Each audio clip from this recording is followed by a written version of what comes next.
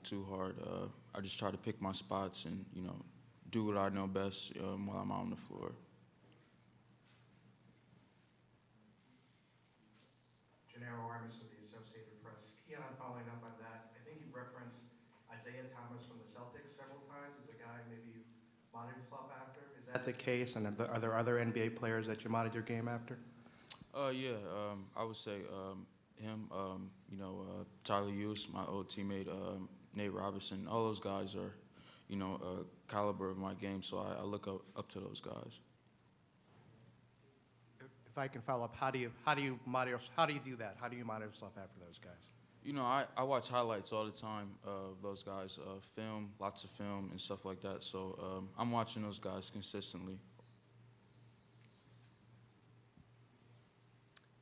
What's up, Keon? What's it been like this week to get a little bit of national exposure? I mean, the whole team has really been kind of, hasn't had this kind of exposure the last 3 years. It's surreal, man. I'm just enjoying the experience every second of it. Just taking it step by step, day by day, and just cherishing the moments. Yes, David Woods, Indianapolis Star for, is it Xavier or Xavier? Just Xavier. Xavier, Yeah. good. What do you know about Butler, and what would it take to beat Butler? I know they're a really skilled team. They play really hard. They've had a lot of great wins this year, and I think to beat them, we're going to have to rebound the ball really well, guard their four-man, guard their shooters, and just play really hard, win the rebounding battle, and just shoot the ball really well. Rod, how critical do you think this, I don't know if they'll be directly matched up on each other, but Xavier and Shrabitz, basically John Staley this week, how critical do you think that matchup will be for this game? Oh, well, they're going to be focusing a lot on them. We got just other guys got to step up like me and, Honors and the brothers and a lot of other guys got to step up like we did most of the season. Just take a lot of pressure off on them. We're going to step up and do our job. Hi, Tom Silverstein with the Milwaukee Journal-Sentinel. I was wondering if each of you could tell me how you wound up at Winthrop, what you knew about Winthrop before you went there, and what the process was in going there. Why don't we start with Xavier and just go right down the line? Well, I'm from Australia, so I didn't know much about the whole college as a whole, to be honest with you. Growing up so far away from this, you don't really know the difference between the big schools and the little schools. And the main thing that stood out for Winthrop is Coach Kelsey. He flew to Australia. He really got to know me as a person, and I knew I was going to feel a lot homesick over here, and he really made me feel at home, and he could provide a family environment for me. So that was really the main thing that came to me. I'm from Ohio. Coach Kelsey's from Ohio as well, so I can agree with Xavier as far as him coming to my hometown and just seeing where I was raised and what's going on around me, and just being a coach that actually cared. You know what I'm saying? So that was a starting point right there. Yeah, I'm from Smyrna, Georgia, and coming through here, Winthrop had a winning tradition before I came here, and Coach Kelsey and everybody welcomed me with open arms, and told me that I had to have that same winning tradition within me to keep this tradition going, and that's what we've been doing.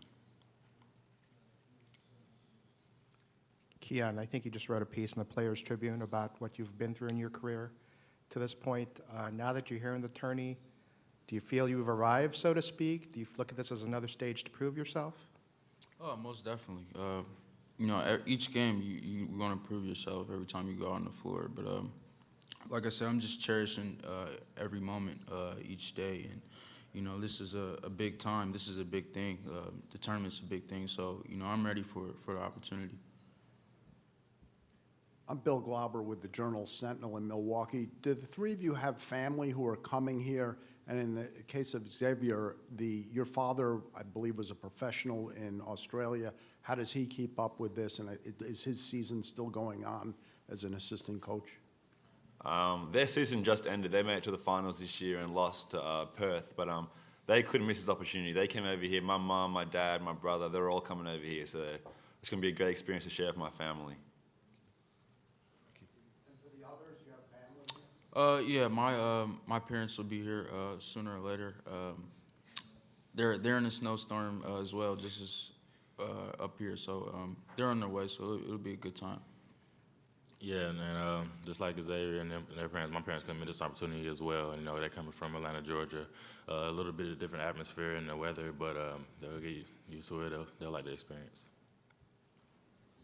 Bob Kravitz with WTHR in Indianapolis. For all of you, can you think back to the first major upset in the NCAA that you saw and really thought about? Is there like an upset that sticks with you? It's crazy that you asked that because I watched, I don't know if anybody remembers the Duke and Lehigh game.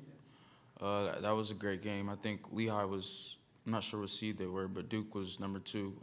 And C.J. McCollum, he had a great game. So that was a good experience to watch for me, being an underdog in the tournament. So that was good. Being an underdog in the tournament is big as well. I just, remember George Mason making a big run in 2006. That was something special to watch. Their grit and determination is what, kind of been contagious throughout their whole team. You could see it in that, and that's what I like. And mine probably Florida Gulf Coast. Like, I remember their whole little buzz came around for them, and that was really exciting for me to watch. Any other questions? Yeah. How critical will rebounding be for you guys? Because I know that's probably been, well, how much have y'all talked about that this week? I mean, that's usually been a really good indicator for how our games has gone this year. Normally when we win the rebounding game, we're normally in a really good position to win the game. And earlier this year, we've, like, most of our big wins, we've won the rebounding games, and most of our bad losses, we've lost the rebounding games. So that's going to be really important for us. We've got to make sure we have energy, we box out and pursue those rebounds. Yes, for Keon, the fact that you won at Illinois and have played teams like Florida State and Dayton, does that give you a lot of confidence going to a game against Butler? Oh, most definitely. Those 3 teams are great teams, great caliber teams in big conferences. So, getting experience early head on is just an advantage for me right now. So I think that was great playing those guys earlier in the season, and I think it's prepared me for today and the rest of the season. I'm curious, does it give schools like yours hope when you see what Butler has done over the last number of years? That you're kind of in the position where Butler was many years ago, smaller conference, school that people didn't know where it was located. Does that give you more of a feeling like, we can get this done because Butler's done it? Several other teams have done it. Yeah, I would say, like you said, Butler's a great team, have a great tradition that came a long way. So, that rubs off on me, I think my teammates as well, just to having that insight of knowing that you could do something special in the tournament, and, you just have to go out there with confidence to do that. Anything else? Thank you, gentlemen. Good luck against Butler. Thank you. Thank you.